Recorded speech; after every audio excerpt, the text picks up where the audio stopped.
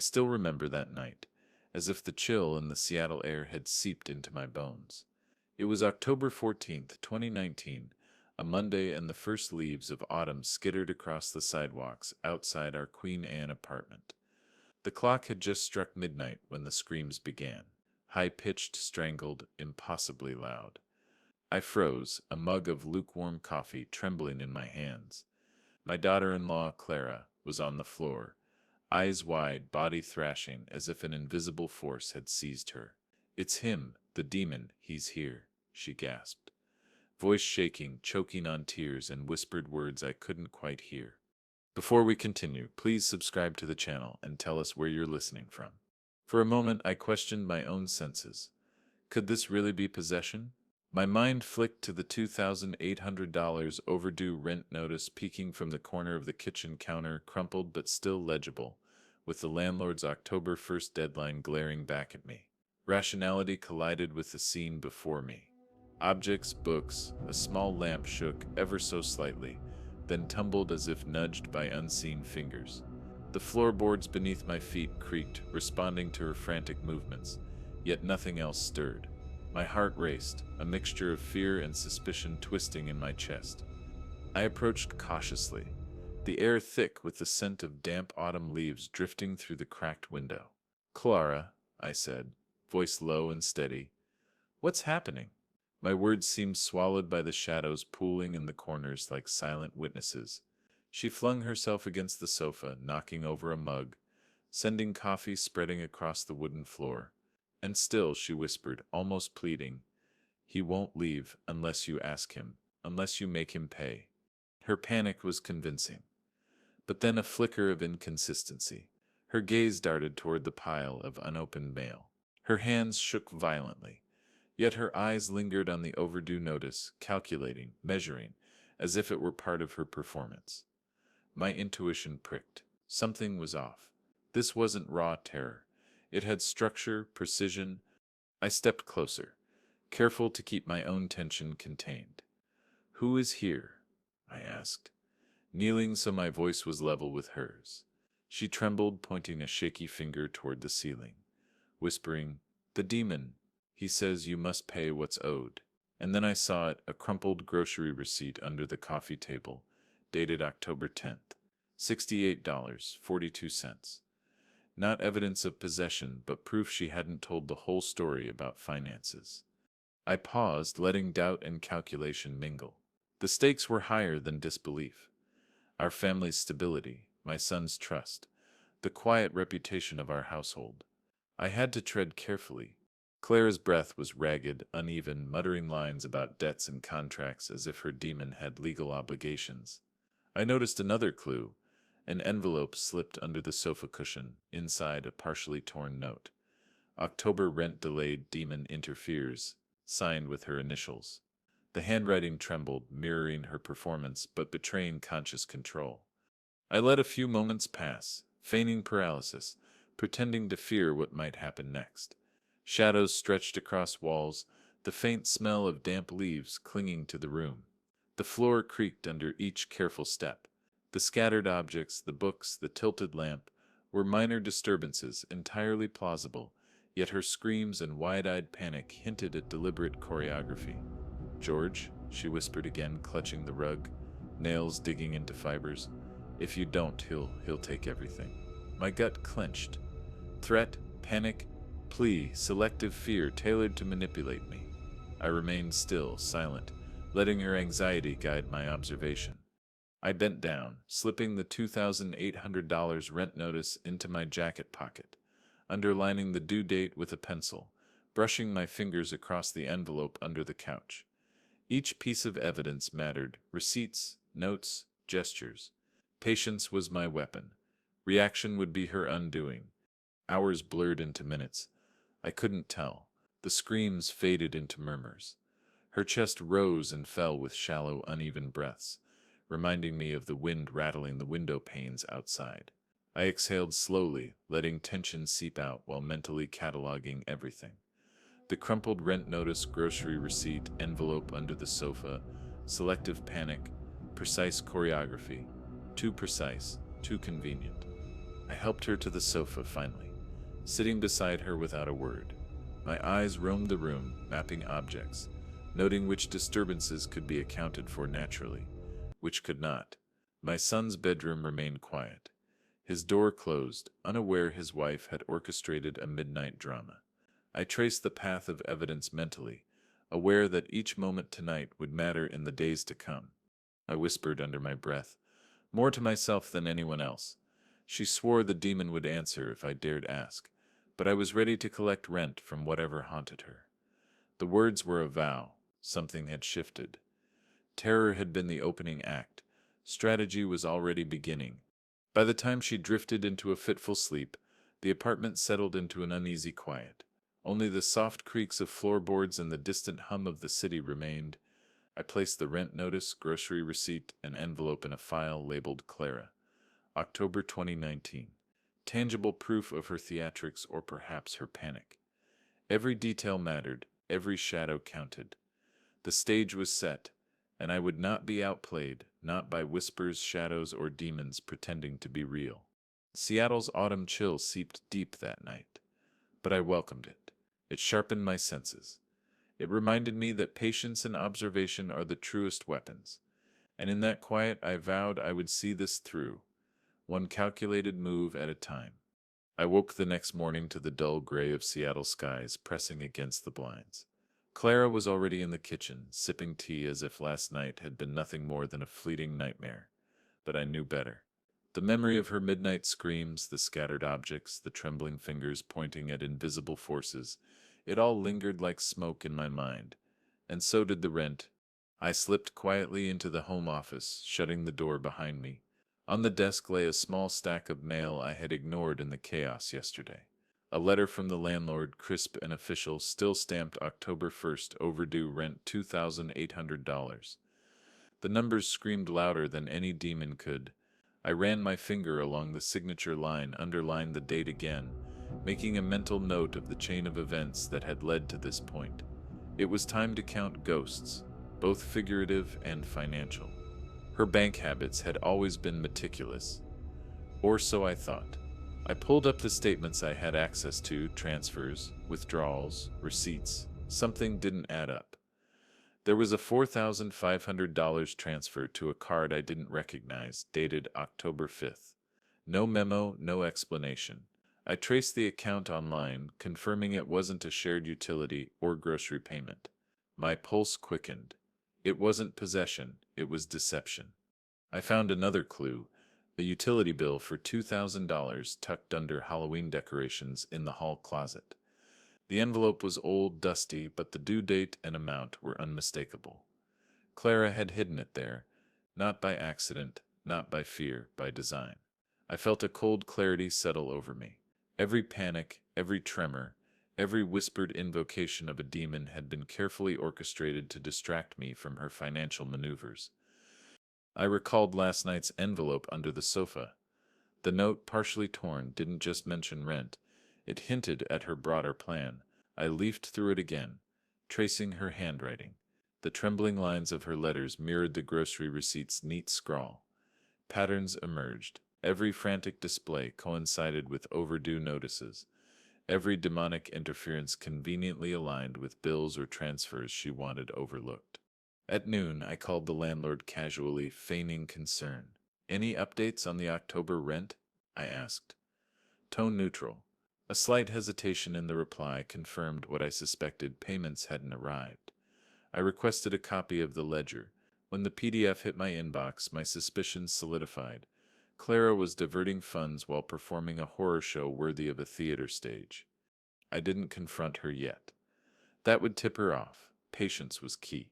I cataloged everything, from the $68.42 grocery receipt to the $2,800 rent notice and $4,500 unaccounted transfer. Every dollar, every date, every hidden envelope was a footprint leading to the truth. I made notes in a leather-bound journal. October 1st, $2,800 rent due. October 5th, $4,500 diverted. October 10th, grocery receipt, $68.42. Halloween bill, $2,000 hidden in hall closet. As I worked, I overheard Clara in the living room muttering to herself about the demon demanding the debt. I smiled, quietly recording the words with my phone. Her selective panic and whispered threats to invisible forces were now evidence. Even the casual observer could see the strategy if only they knew where to look. By evening, I had pieced together the timeline of deceit. Her theatrics were more elaborate than I had anticipated, but her financial missteps were precise, predictable even. I laid out all the papers on the dining table. Receipts, bank slips, bills. I traced lines between them, connecting the dots. It was a ledger of betrayal, the silent accounting of a haunted apartment that wasn't haunted at all. I checked my own emotions, frustration, disbelief, the dark humor that came from seeing the demon squirm under its own weight. This wasn't just about money, it was about control, manipulation, and trust. And the beauty of it was that all of it was measurable, traceable, undeniable. Before leaving the office, I made one more call to a PI friend who specialized in legal but non-invasive observation. Keep eyes on her during daylight, I said. No confrontation, just documentation. Every move, every unusual withdrawal. The agent confirmed, legal, discreet, and perfect for building a record. As the autumn wind rattled the window panes, I let the weight of what I'd uncovered sink in. Claire's possession had been nothing but a performance, a calculated distraction from the bills she hid, the accounts she diverted, the debts she neglected. I traced her steps again, imagining the panic she would feel when I eventually presented her with the evidence. Counting ghosts and debts wasn't just arithmetic. It was psychological strategy. Each document, each transfer, each whispered lie was a brushstroke on a larger canvas I was beginning to see. And when the time came, she wouldn't just face overdue rent. She would confront the truth of her deception, laid bare with precision, patience, and an unflinching eye for detail. I closed the ledger, placing receipts and bank slips into a secure folder. The apartment was quiet now, but the tension remained. Each shadow on the wall, each creak in the floorboard, each whisper of the wind reminded me the stage had been set, the evidence catalogued, and my plan was taking shape. The demon had been a distraction, but the debts, the real debts, would be collected. Seattle's autumn night pressed against the glass. I leaned back, letting the faint scent of damp leaves fill the room. The city hummed outside, indifferent to my discovery, but I was ready. Counting ghosts and debts wasn't just preparation. It was the first step toward justice. And Clara's theatrics would unravel one calculated observation at a time. The days that followed were measured, deliberate, and quiet. I moved through the apartment like a shadow, observing without drawing attention. It was October 17th, 2019, Thursday. The autumn chill pressed against the windows, carrying the scent of fallen leaves and the faint smoke of distant chimneys. I had catalogued every receipt, every crumpled note, every bank slip. But knowing wasn't enough. I needed to witness, to confirm the rhythm of Clara's deception, and to see where her panic intersected with her finances. I started with her phone. It sat charging on the kitchen counter, blinking with notifications she never seemed to notice. I didn't snoop illegally. I only observed patterns, watched her interact, noted calls she seemed hesitant to answer. A late call on October 15th from a number I didn't recognize. Had her voice shifting, calm, rehearsed, almost theatrical. She whispered about the demon and making him pay, but the tone betrayed calculation more than fear. I recorded it discreetly, saving it as evidence. My son Daniel was oblivious at first. He had gone about his job in downtown Seattle, trusting Clara completely. But subtle inconsistencies began to prick his awareness. "Mom seemed off last night," he murmured one evening while checking his email. "She keeps mentioning debts." I didn't comment, only nodded, letting him connect dots slowly. His gradual suspicion would become essential later. I needed him aligned with me, not against me. I scheduled a quiet check-in with a private investigator, legally monitoring public behavior and movement patterns. The PI confirmed Clara's midday walks, her stops at the post office, and a brief visit to a bank branch, none of which were explained in her usual schedule. Each movement corresponded with a transfer or hidden bill I had already noted. The surveillance was meticulous but entirely above board. No trespassing, no illegal access. Every shadow, every pause, every quick glance at her phone was a thread in the fabric I was weaving. One evening I sat in the living room with a steaming mug of tea, listening to the wind rattle the window panes. Clara performed her usual rituals. Candles flickering whispered warnings to the unseen, shaking objects slightly to maintain the illusion. I took notes quietly, cataloging each action with precision. October 18th, 7:42 p.m. Candles lit, whispered threats of a demon-induced payment, slight shaking of decorative vase, evidence, observation, and context all combined. I found another inconsistency. Receipts missing from her purse that I knew should be there. Grocery slips, coffee shop tabs, even a small payment to a dry cleaner vanished, only to reappear crumpled in unexpected corners, under a cushion, behind a stack of magazines, inside a drawer. Each hiding place carefully chosen, almost theatrically, as if to keep the illusion alive. The most striking moment came during a short afternoon when I observed her phone call to a friend. She said, clearly but softly, "Yes, I just told him the demon demanded it. He believes everything." I froze. That one sentence confirmed my suspicion beyond a shadow of a doubt. The panic, the screams, the whispered terror, it had been a performance designed to manipulate not only me but also the family narrative. I documented it all. Receipts were filed, bank transfers logged, envelopes annotated. The PI added notes of her public movements, times, and durations. Daniel's observations, small but growing, were noted alongside mine. I traced patterns. Tuesdays were particularly strategic, coinciding with build deadlines, while weekend theatrics were exaggerated, designed to maximize the sense of threat. One quiet night, I reviewed recordings from the small recorder I kept in the living room. Clara's whispers, her pauses, even her laughter when she thought she was unobserved. It all became a map of deception. Shadows in the corners of the apartment danced naturally, but I interpreted them carefully, separating real environmental creaks from staged disturbances. The subtle creaking of the floorboards, the faint rustle of the autumn leaves outside, the occasional hum of the refrigerator. They became a soundtrack to her theatrics, a rhythm I learned to read. By October 22nd, the pattern was unmistakable. Every action, every panic display, every possession moment had a corresponding financial misstep or attempt to hide evidence. I mapped it meticulously in my journal. October 15th, 21, receipts hidden or diverted, phone calls whispering about debts, minor theatrical disruptions in the living space.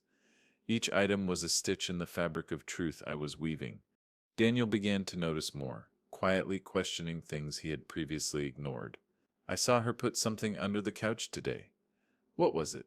he asked cautiously. I answered with careful neutrality. "Just a note, probably nothing. Keep observing." His gradual alignment was crucial. He would later be the key to confronting her without shattering trust in the family. Evenings became a study in contrast. Clara performing her haunted rituals, the apartment alive with shadows and flickering candlelight, and me calm and deliberate, documenting each move, each word, each subtle misstep. I felt a strange satisfaction in the discipline of it. A dark humor in knowing the demon she feared was nothing more than human craft and cunning. I spent October 24th reviewing all accumulated evidence, receipts, bills, bank statements, PI notes, and Daniel's subtle observations were cross-referenced. Patterns emerged in clarity. Every exaggerated scream, every whispered invocation, every late-night tremor coincided with concealed bills or diverted funds. The deception was systematic, psychological, and almost theatrical, but the evidence was undeniable. By the end of that week, I had built a comprehensive picture of her routine and tactics. Surveillance, both legal and domestic, had provided a clear narrative of manipulation, misdirection, and performance. The haunted apartment was no longer a mystery. It was a stage, and Clara was its actress. I leaned back in my chair, listening to the distant city hum, feeling the crisp autumn air through the cracked window. Every step, every observation, every meticulous note brought me closer to the confrontation I would orchestrate, the calculated reveal where the truth would finally be undeniable. Patience had become my tool. Observation my ally. And with each passing day, the threads of her deception unraveled slightly more under the weight of documentation, careful scrutiny, and subtle exposure. The demon had no power here, not against evidence, not against patience, not against the quiet, calculated eye of a man determined to uncover the truth. By October 26th, the autumn air had turned sharp, carrying the scent of wet leaves and smoke from distant chimneys. Clara's theatrics had escalated, and the apartment felt charged with tension.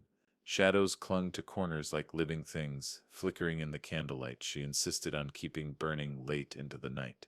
I had all the evidence I needed: the overdue rent notice, crumpled receipts, diverted funds, hidden bills, recordings of whispered threats to the demon.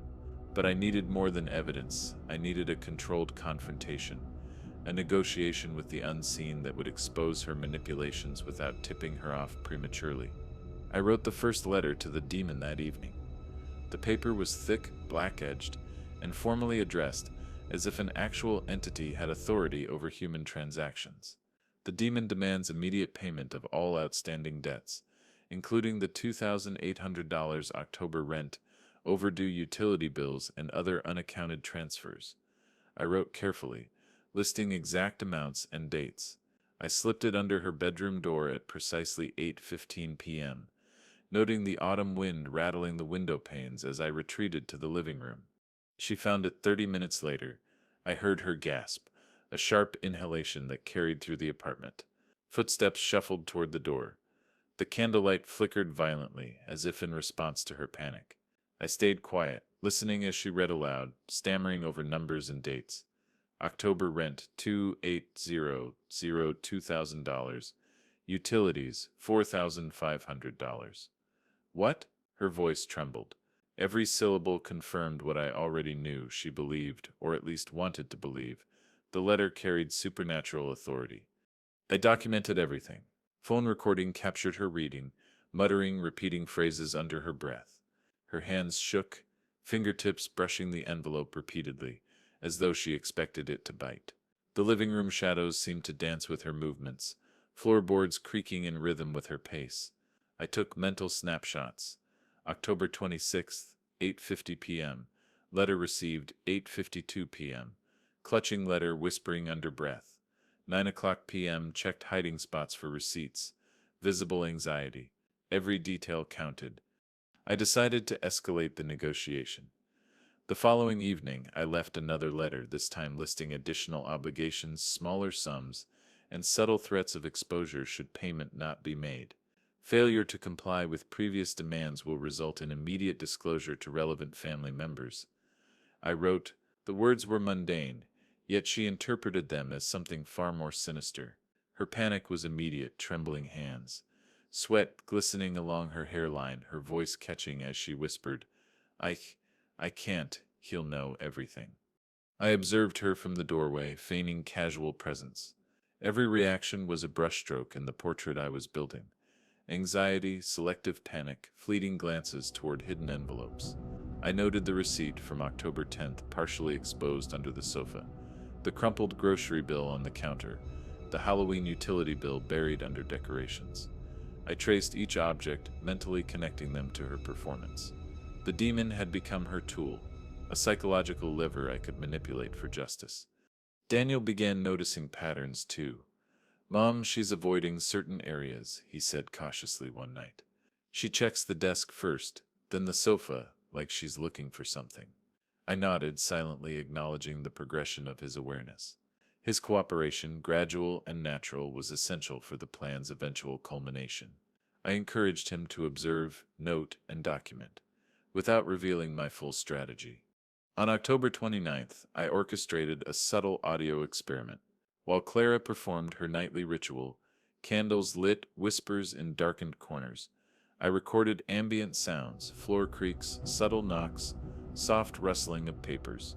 I did not manipulate the environment. I simply let the natural acoustics of the apartment intertwine with her panic.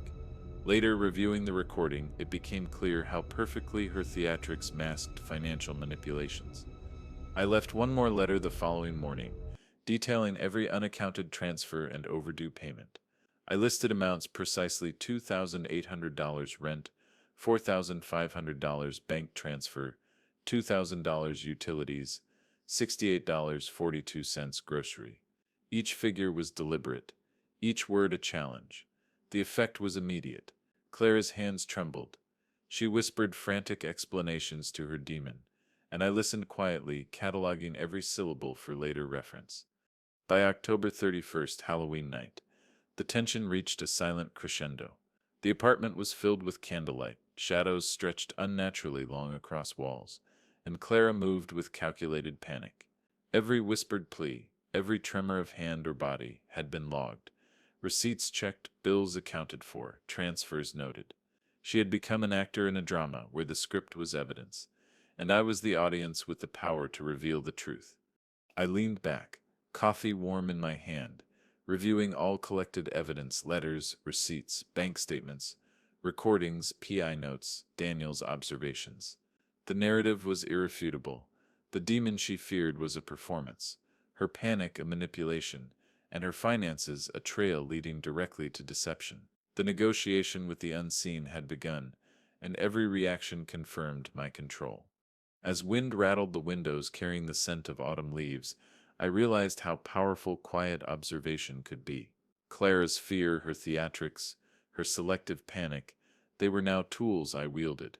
The unseen, the demon, had become a conduit for justice.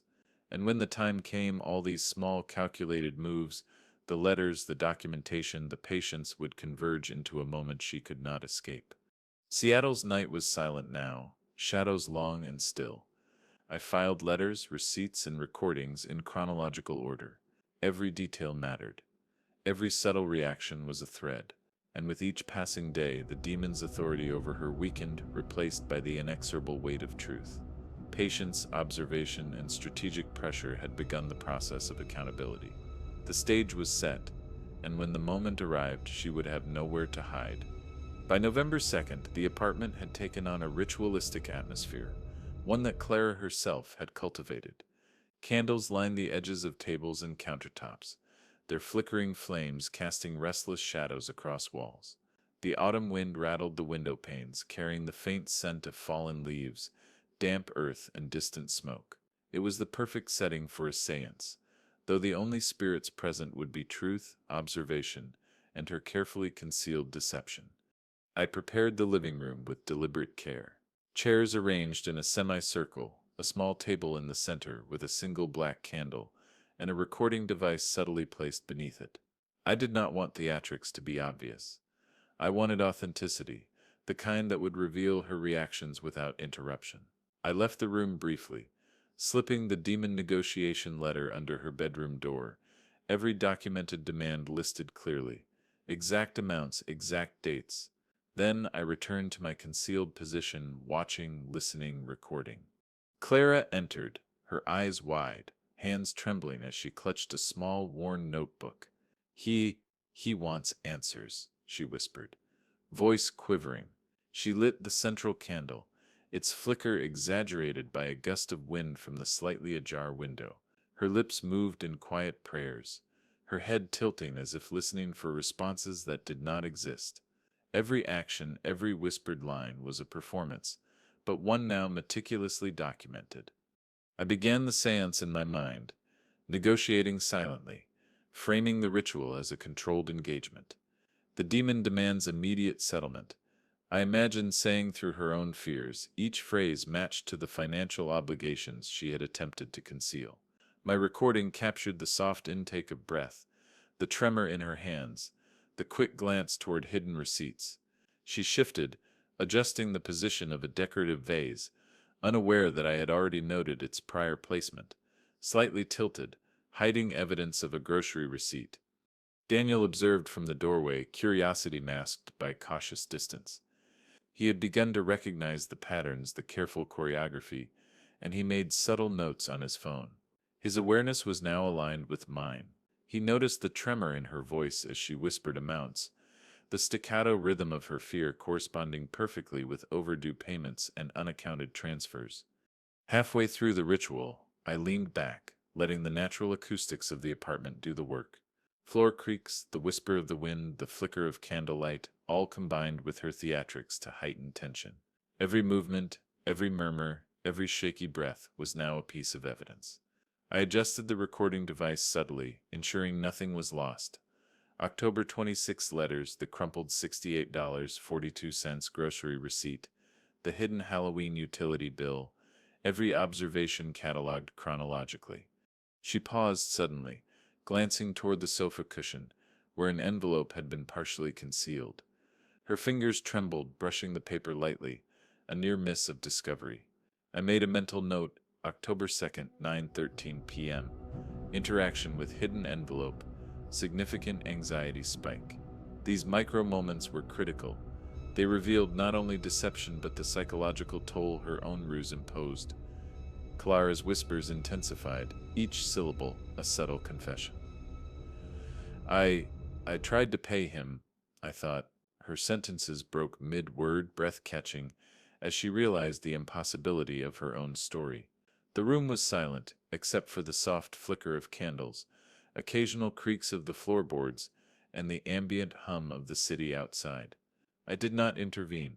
I only observed, catalogued, and recorded. At one point she attempted a subtle deflection, suggesting she had hidden additional payments elsewhere, a faint smirk betraying the theatrical nature of her claim. I let her continue, quietly noting the attempt. The recording captured her voice, the hesitation in each word, the involuntary tremor. Every act, every gesture, now became indisputable proof of manipulation. By the end of the evening, the séance had run its course.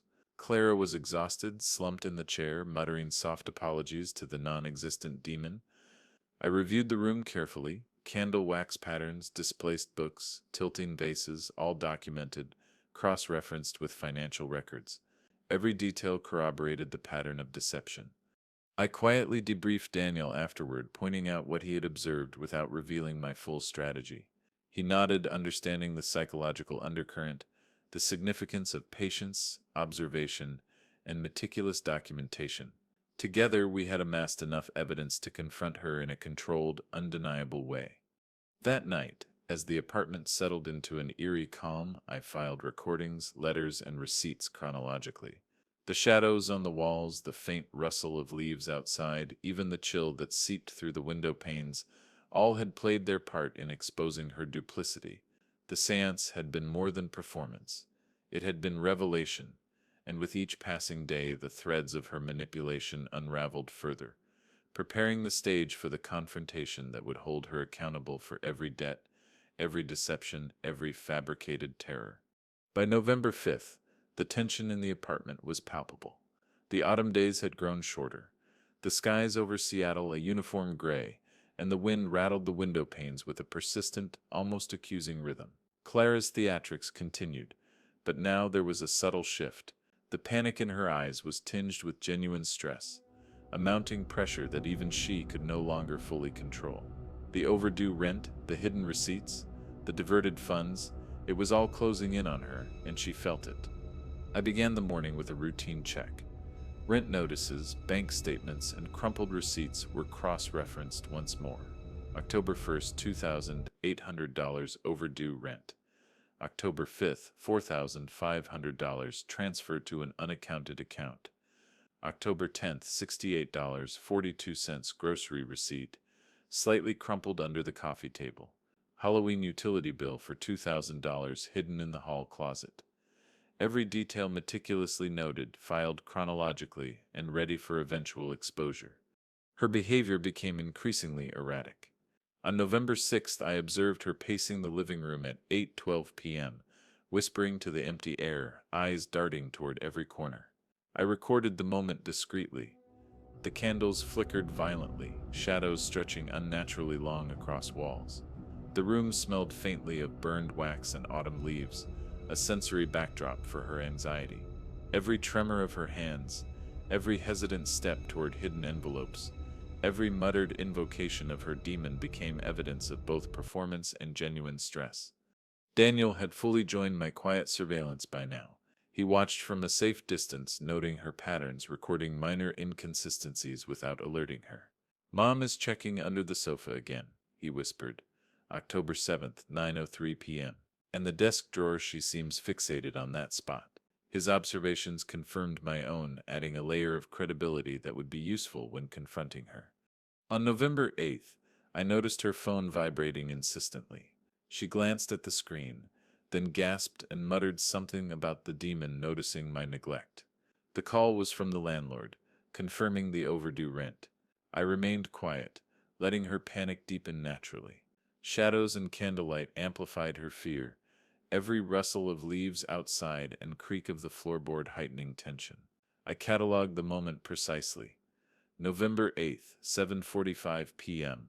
Landlord call, noticeable anxiety spike. Checking hidden documents. Clara began attempting subtle misdirections.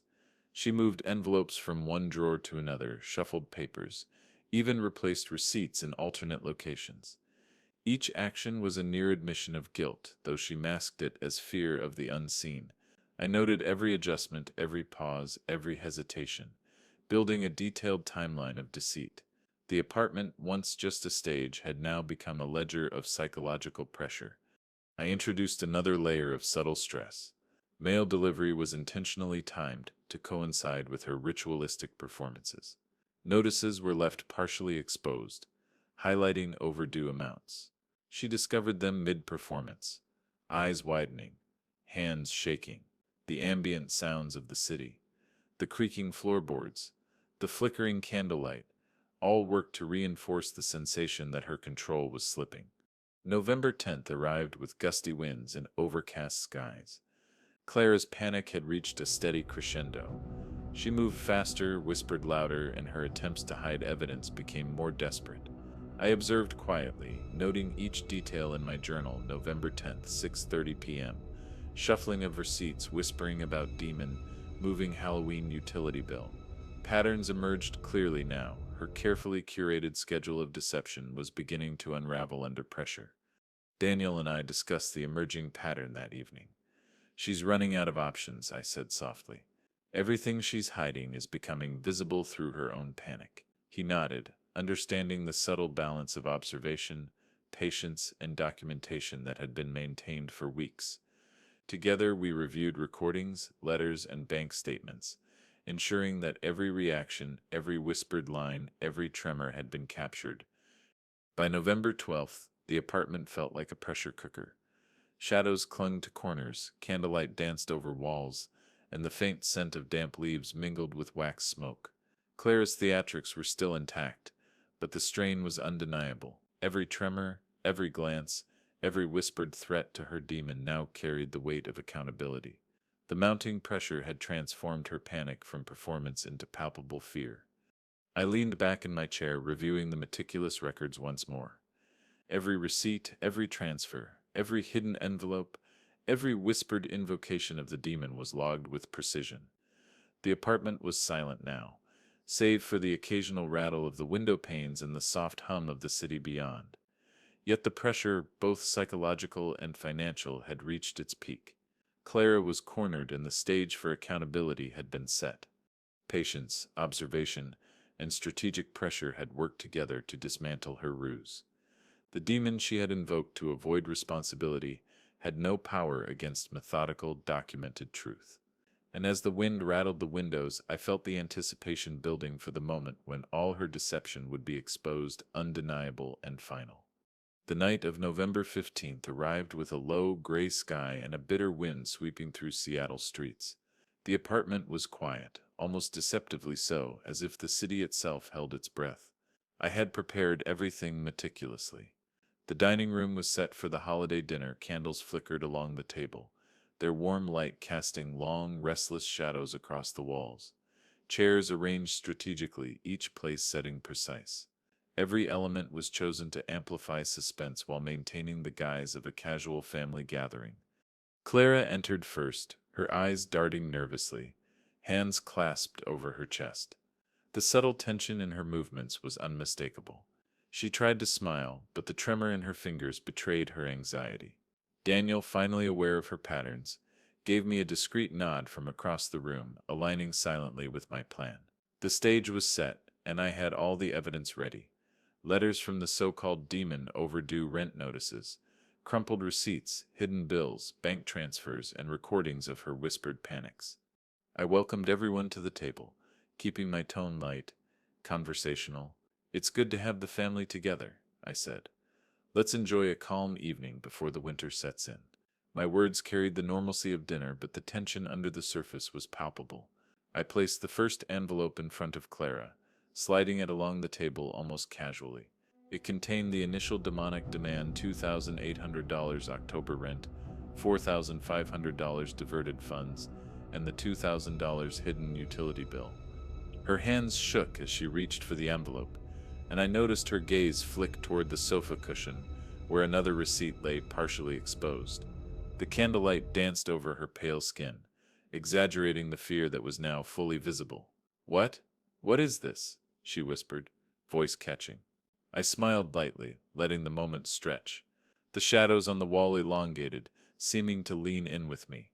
I began reading aloud selectively from the letters I had drafted, exact amounts, dates, and missed payments. October 1st, $2,800 rent overdue. October 5th, $4,500 transferred unaccounted. October 10th, $68.42 grocery receipt misplaced. Halloween utility bill, $2,000 hidden. Each word, carefully enunciated, landed like a stone in water, rippling through Clara's carefully constructed performance. Her reaction was immediate. Hands clutched the envelope, knuckles white, and she muttered under her breath about the demon, about being cursed for neglect. I let her continue recording every syllable, cataloging every tremor and glance. Daniel's eyes flicked to me briefly. His silent acknowledgement confirmed that our alignment had reached its peak. I continued layering evidence. Crumpled receipts from the coffee table, hidden notes from under the sofa, bank statements. Each item revealed as though the demon itself were auditing her actions. I watched as panic transformed into near desperation. She attempted a feeble deflection.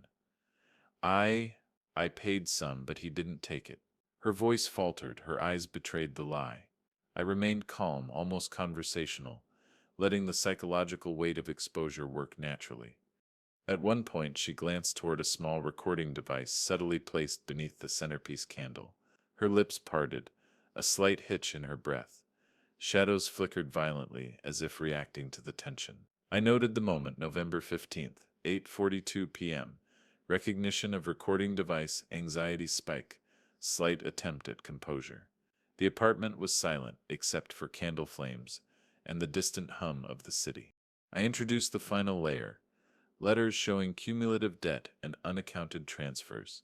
Each document was precise, verifiable, undeniable. I allowed Clara to absorb the implications, whispering frantic explanations to the empty space, invoking the demon in vain. Her theatrics, once a tool of manipulation, now amplified her vulnerability. Daniel, sitting beside her, remained calm, a steady observer recording her responses discreetly. He had witnessed her panic, her diversion tactics, and now he saw the undeniable truth unfolding. Her own actions, her own performance, were trapping her. Finally, I addressed her directly. Voice measured, Clara, this is everything. The overdue rent, the hidden bills, the transfers, the receipts. The demon isn't real, but the accountability is. My words hung in the candlelit room like a verdict. Her face drained of color. She stammered, searching for an escape, but the evidence surrounded her. Every move, every whisper, every tremor had been catalogued. For a brief moment, the room held its breath. Shadows stretched across walls, the flickering candlelight made the space seem larger, almost otherworldly. Clara realized fully that the performance had ended. The demon could not intervene, could not protect her from truth. Her panic dissolved into quiet compliance, eyes wide, lips trembling. I leaned back slightly, observing. The culmination of weeks, letters, receipts, recordings, observations, and Daniel's growing awareness had brought the confrontation to its zenith. The holiday dinner had become the stage for exposure. Every document, every whispered line, every shadowy creak had contributed to this moment. Clara could no longer deny responsibility. Seattle's night pressed against the windows, chill and indifferent. I filed the letters and receipts into a secure folder, noting the exact chronology, the exact responses. The stage had delivered justice without cruelty. The demon had been her shield, but the weight of evidence was now unstoppable. I exhaled, letting the tension dissipate slightly, aware that this dinner had not only exposed deception but restored boundaries, family trust, and moral order. That night, as the candles burned low and shadows retreated, I realized that patience, observation, and strategic pressure had achieved what confrontation alone could never accomplish.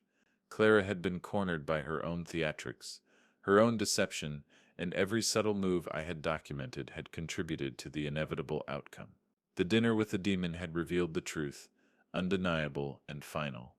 The morning after the dinner, November 16, 2019, felt almost surreal. Seattle's streets were damp with overnight drizzle, the chill of autumn pressing against the windows carrying the faint scent of wet leaves. Inside the apartment, an eerie calm had settled. Clara moved quietly, avoiding eye contact, her previous theatrics replaced by a tentative compliance. The apartment, once charged with tension and shadows, now felt subdued, almost reflective. I began the day by reviewing all documentation from the previous evening. Letters, receipts, bank statements, recordings, each item cataloged, each reaction noted. The meticulous preparation and the staged dinner had worked. Clara's facade was gone, her selective panic replaced with acknowledgement.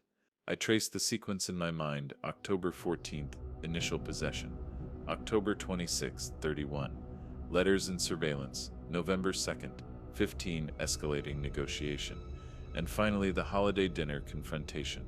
Every step had led to this moment of quiet accountability. Clara approached cautiously, carrying a folder of receipts she had previously hidden. Her hands trembled slightly as she handed them to me. "I gathered these," she whispered, voice barely audible. I took the folder without comment, flipping through the crumpled papers. October grocery receipts $68.42, hidden utility bills totaling $2,000, partial payment proofs for the diverted $4,500 transfer. The evidence aligned perfectly with my records. Daniel watched from the doorway, expression calm, a subtle sense of relief in his eyes. He had witnessed the culmination of weeks of observation and strategic patience. The alignment of evidence and behavior left no ambiguity. Clara had faced accountability without humiliation, the debts and deception laid bare through methodical exposure rather than confrontation alone.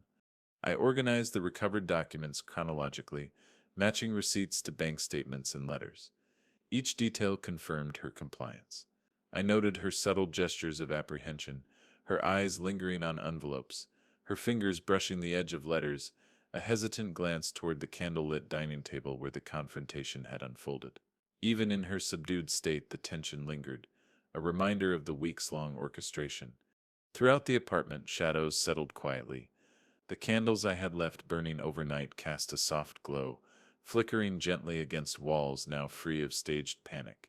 The faint rustle of leaves outside, the occasional creak of floorboards, and the distant hum of city traffic provided a backdrop to this newfound silence. The atmosphere was one of reflection on actions, consequences, and the subtle power of measured observation. I spoke softly, addressing both Clara and Daniel, though primarily for the sake of reinforcement. Everything is documented and accounted for. The overdue rent, the hidden bills, and all diverted funds are now in order. My voice carried calm authority, neither accusatory nor triumphant, simply stating the fact of restored balance. Clara nodded, a small, almost imperceptible gesture, acknowledging both responsibility and relief. The apartment remained quiet, punctuated only by small sounds: the rustle of papers, the faint wind against windows, and the soft footfalls of Clara as she moved to place receipts in the designated folder. Each action reinforced the restored order. I observed without intrusion, noting that even her posture had shifted, less guarded, less performative, a subtle alignment with reality rather than illusion. Daniel and I reviewed the sequence of events one last time, confirming that all financial obligations were clear. The landlord had received overdue payments, bank accounts reconciled, and every hidden receipt accounted for. Clara's compliance, though tentative, was complete. The moral and financial resolution was in place, a testament to methodical patience, observation, and strategic exposure rather than confrontation alone. By evening, the apartment settled into a calm rhythm. The city lights reflected faintly on the damp streets below, casting patterns through the window panes. Clara moved through the rooms with quiet purpose, performing ordinary tasks rather than theatrical panic. Daniel and I exchanged a glance, silently acknowledging that trust, boundaries, and accountability had been restored. I filed the final set of receipts and documents into the secure folder, ensuring that every detail of the weeks-long orchestration was preserved. The apartment was calm, shadows gentle, and the autumn wind outside provided a soft, reflective soundtrack. The storm of deception and panic had passed, leaving only the quiet certainty of restored order. Patience, observation, and calculated exposure had achieved justice without cruelty. Seattle's night settled in fully, cool, and still. The silence after the storm was profound, punctuated only by the faint hum of distant traffic and the occasional creak of the apartment settling. Clara faced the consequences of her actions, financial and behavioral, yet the confrontation had maintained dignity and allowed reflection. Justice had been served, measured, and complete, and the family could now move forward with boundaries restored, trust recalibrated, and a clear understanding of accountability. November 18th, 2019 began with a crisp chill in the Seattle air, the gray skies reflecting the calm determination I carried into the day. After the dinner and the silent compliance that followed, it was time to finalize the legal and financial resolution. Clara's acknowledgement of debts and the recovery of hidden receipts had been significant, but ensuring accountability extended beyond observation and confrontation. Everything needed verification and closure. I contacted our lawyer first thing in the morning, providing copies of all documentation, letters addressed to the demon, overdue rent notices, bank statements, crumpled receipts, and recordings of Clara's whispered admissions. I detailed the sequence of events: October 14th, initial possession claim, October 26th, 31, letters and surveillance, November 2nd, 15, escalating negotiation, and November 15th, the holiday dinner confrontation. Each date, each document, each observation was chronologically aligned. By late morning, the lawyer confirmed that all legal obligations were being met. The landlord had received overdue rent, previously hidden utility bills were settled, bank accounts reconciled. The lawyer's verification added formal weight to the resolution, converting methodical observation into indisputable accountability. I noted every confirmation in my ledger, aligning evidence with legal acknowledgement. Clara, now subdued but still anxious, followed me as we reviewed the documents together. She handed over receipts previously hidden, including the $68.42 grocery slip, $2,000 Halloween utility bill, and records of diverted $4,500 transfers. Every piece matched my records precisely. There was no room for dispute, no avenue for denial. She looked at me, eyes wide, quietly acknowledging the gravity of her actions. Daniel observed silently, a witness to the final step in weeks of careful orchestration.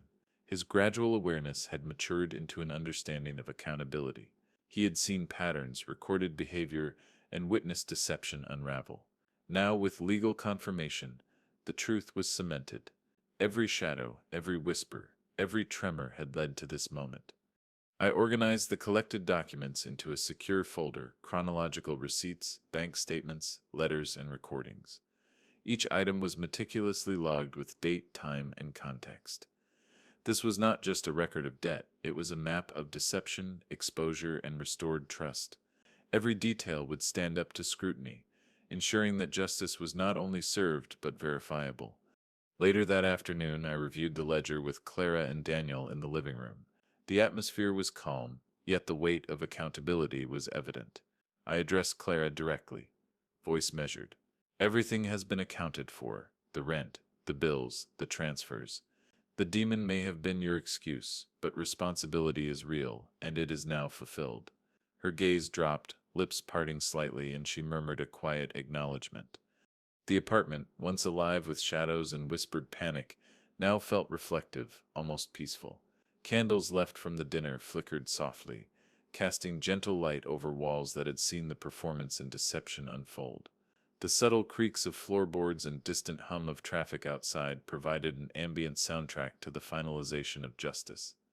I documented every confirmation from the lawyer, noting precise dates and communications.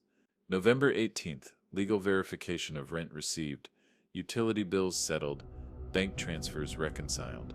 Daniel's observations and corroboration of behavior were also noted, ensuring a complete record of accountability. The process had transformed chaos into order, deception into clarity, and fear into acknowledgement. By evening, the apartment had settled fully into quiet. Clara moved through rooms with measured steps, performing ordinary tasks instead of dramatic rituals. Daniel and I exchanged a glance of quiet satisfaction. Justice had been achieved in plain sight. The evidence, the letters, the recordings, the careful observation, all had culminated in accountability without cruelty. Seattle's night pressed against the windows, crisp and still. The family had regained boundaries. Trust had been restored, and clarity replaced uncertainty. The demon she invoked had no power here. Only truth, patience, and methodical attention to detail had prevailed. Justice, clear and undeniable, had been delivered in plain sight, setting the stage for reflection, learning, and restored order within the household. By November 20th, the apartment had settled into a quiet rhythm. Seattle's streets glistened under an early morning drizzle, the autumn chill lingering like a gentle reminder of the weeks that had passed. I sat in the living room reviewing the ledger one final time. Letters, receipts, bank statements, recordings, and Daniel's observational notes. The truth was laid bare in every line, every figure, every carefully documented reaction. Clara's deception had been dismantled not with anger, but with patience, strategy, and unwavering attention to detail. The lessons were immediate and tangible. Observation was more powerful than accusation. Silence could weigh heavier than confrontation. And evidence, when meticulously gathered, spoke louder than theatrics, panic, or whispered excuses. Every shadow that had flickered across the walls, every creak of the floorboards, every trembling hand had contributed to a narrative of accountability that could not be denied. Clara moved quietly through the apartment, now performing ordinary tasks.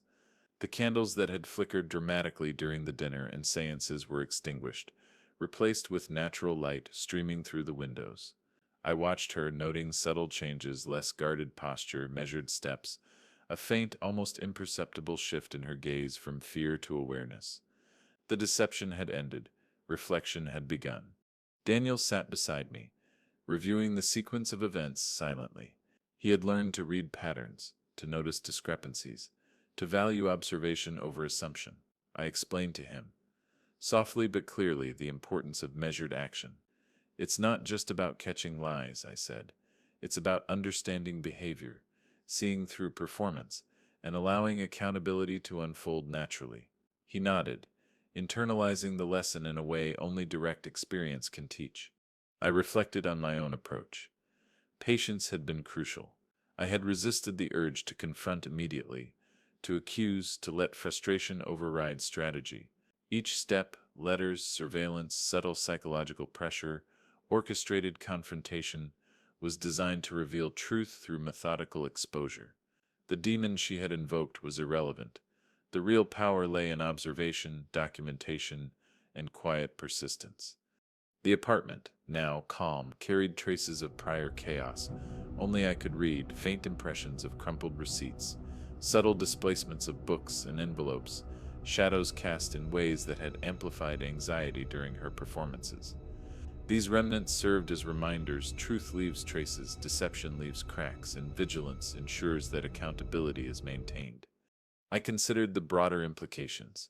Greed, manipulation, and fear could all masquerade as supernatural interference, but patterns reveal reality.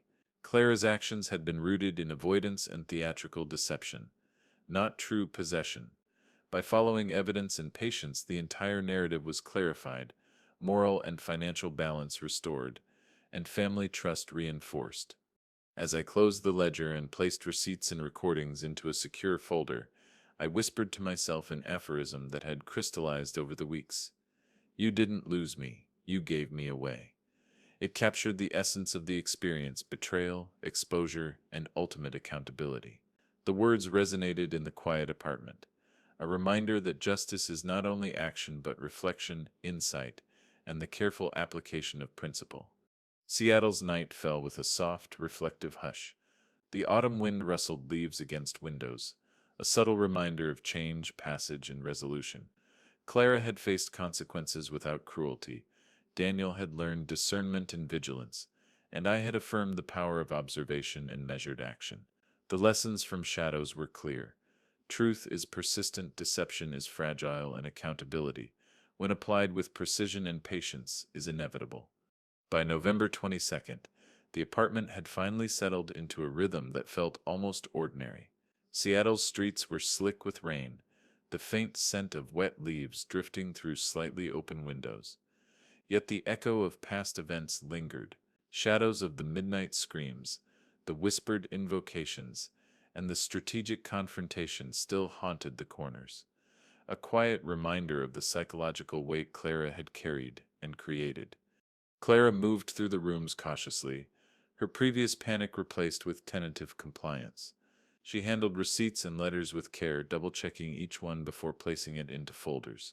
The previously hidden envelopes had been surrendered fully, and the overdue rent, unaccounted transfers, and utility bills were now all reconciled. I observed her, noting subtle signs, a softened gaze, measured steps, a quieter tone of voice.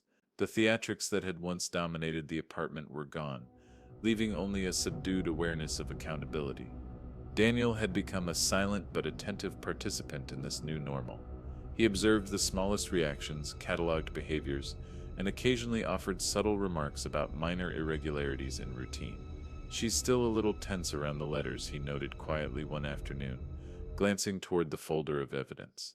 I nodded, acknowledging that even after full accountability, residual anxiety would naturally linger, a human shadow of past deception.